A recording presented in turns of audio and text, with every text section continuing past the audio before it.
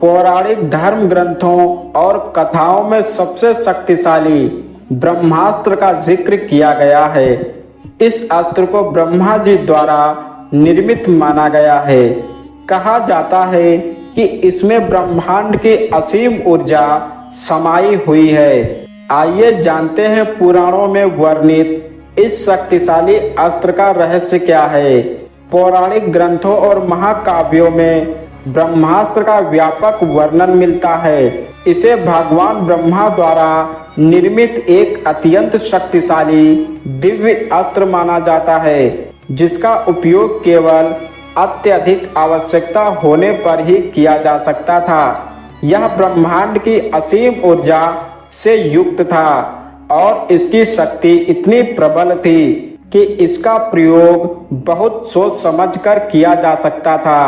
पौराणिक काल में ब्रह्मास्त्र सिर्फ कुछ महान योद्धाओं को ही प्राप्त होता था और इसको चलाना बहुत ही कठिन था। इस शक्तिशाली अस्त्र को चलाने वाला योद्धा सुनिश्चित करता था कि यह अस्त्र किसी भी निर्दोष को हानि न पहुंचाए।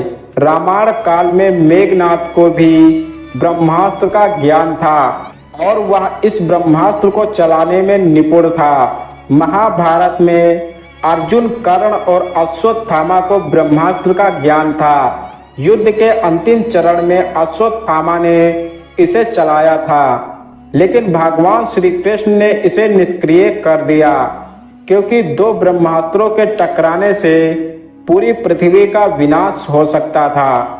और महाभारत युद्ध के 17वें दिन जब कर्ण का वध हुआ, उस दिन कर्ण ने भी ब्रह्मास्त्र का आवाहन किया था, परंतु अपने गुरु परशुराम के दिए गए श्राप के कारण कर्ण ब्रह्मास्त्र का संधान ना कर सका और वह बार बार इस अस्त्र का संधान करने वाले मंत्र को भूल जाता था। और जब एक बार भगवान राम व माता सीता चित्रकूट में थे, तब देवराज इंद्र के पुत्र जयंत ने कौवा बनकर माँ सीता को कई जगह काट लिया था। माँ सीता को रक्त आता देखकर प्रभु श्री राम इतने क्रोधित हुए कि उन्होंने जयंत पर ब्रह्मास्त्र चला दिया।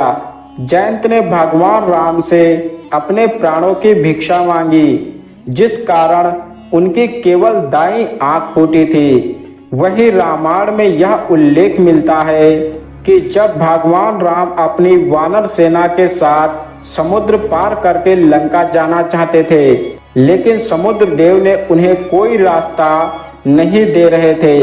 इससे क्रोधित होकर प्रभु राम ने समुद्र पर ब्रह्मास्त्र तान दिया था, किंतु समुद्र देव और वरुण के क्षमा मांगने पर वे शांत हुए थे और उन्होंने इसे राजस्थान के ध्रुमतुल्य नामक स्थान पर छोड़ दिया था, जहां पर आज विशाल मरु स्थल है। और लक्ष्मण ने भी रावण के पुत्र अतिकाय का वध करने के लिए ब्रह्मास्त्र का ही उपयोग किया था। कहा जाता है कि ब्रह्मास्त्र इतना शक्तिशाली अस्त्र है कि यह ब्रह्मास्त्र जहां भी गिरता है तो ब्रह्मास्त्र के प्रभाव के कारण उस क्षेत्र में 12 वर्षों तक फिर से जीवन उत्पन्न नहीं हो पाता। इसके गिरने से वह स्थान आग के गोले में बदल जाता है, हानिकारक रसायन फैलते हैं और उस क्षेत्र में कोई भी जीव जंतु या पेड़ पौधे नहीं बचते। ब्रह्मास्त्र कोई सामान्य अस्त्र नहीं, बल्कि आज के समय के परमाणु बम से भी अधिक शक्तिशाली अस्त्र था। इसके अंदर संपूर्ण पृथ्वी का एक ही बार में सर्वनाश करने की शक्ति निहित है। इसका निर्माण सृष्टि के रचयिता भगवान ब्रह्मा जी के द्वारा किया गया था। ब्रह्मास्त्र की सर्वनाश शक्ति के अनुसार अलग अलग प्रकार होते हैं, जिसमें से कोई अधिक शक्तिशाली होता था तो कोई कम शक्तिशाली।